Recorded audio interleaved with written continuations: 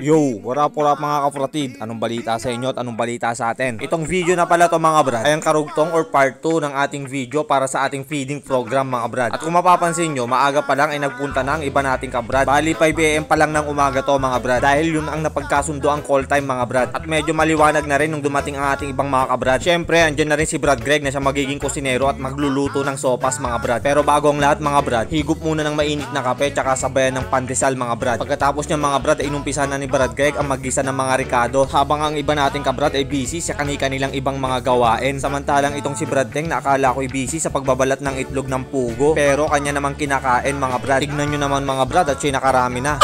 Samantalang si Advisor Sairi at Brad Greg ay magkatulong sa pagluluto mga brad. Ayan at ihuhulog na ni Brad Greg ang mantikilya or margarine mga brad. Bali heto na pala yung pangalawang salang para sa sopas mga brad. Hindi una kasi nakuha na ng video yung unang niluto ni Brad Greg. Fast forward tayo para sa video mga brad. Bali luto na yung pangalawa at pangatlong kaldero ng sopas mga brad. Kaya tara na mga brad at dalhin na natin sa school to. At nung pagdating namin sa school mga brad ay agad-agad pinapila ang mga estudyante ng kani-kanilang mga guro mga brad. Parang ang mga pila na yan mga brad ay mula kinder to grade 3 mga brad. At sabay abot at bigay na rin mga brad ng sopas para sa kanila. Syempre, tulong-tulong pa rin ang mga kabrad natin dyan. At mukhang tuwang-tuwa at excited yung mga ibang bata mga brad. Ayan, at tignan nyo sila mga brad habang naghihintay maabutan ng kanilang sopas. At pagkatapos nila mabigyan ng sopas mga brad ay dito naman sila dediretso para makakuha ng kanilang inumin mga brad. Ayan, at medyo mahaba ang pila. Pero sigurado naman mga brad na makakakuha at makakainom ang mga bata. Ayan, at sige lang sa pagbibigay ng sopas ang mga brad natin. Dahil lahat ng sopas na dala namin ay ipapamahagi hanggang sa maubos mga brad. At maisingit ko nga pala mga brad, nagbigay at namahagi rin pala kami sa daycare center. Pero wala akong video nun mga brad kaya heto na lang muna.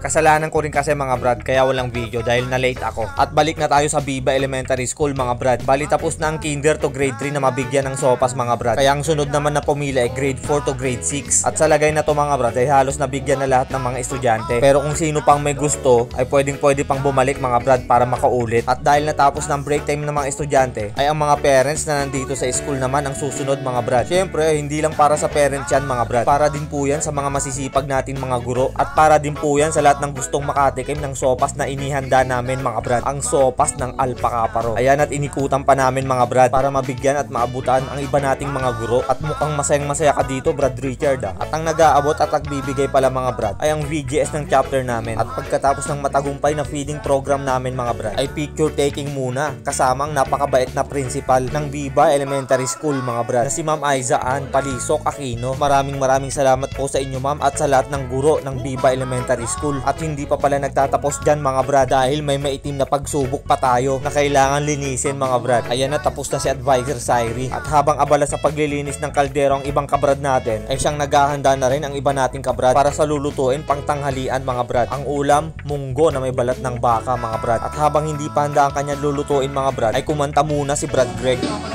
Wala nang mawala, wala nang mawala.